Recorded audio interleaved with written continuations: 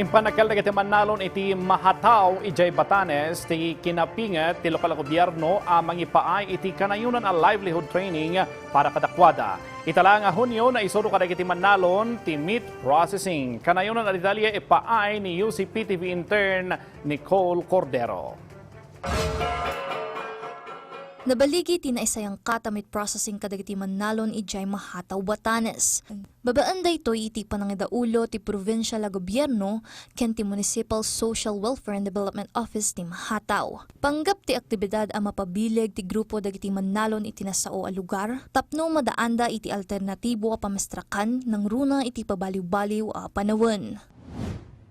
Kasi ma'am, yung kaya naisipan namin ito kasi yung oversupply ng karne dito sa Batanes ngayon. Tinagiragsak dati na sa livelihood training kan titulong nga ipapaay ti gobyerno kadagitoy. Dakkelmet ang makapaay iti kanayunan a pamestrakan kadakwada ti panakaisuro dagiti daduma a wagas iti panagaramid iti value added products. Karitmet kadakwada ti kinabuntog a panakabiyahe dagiti materyales a maaramat manipod iti mainland ti Pilipinas.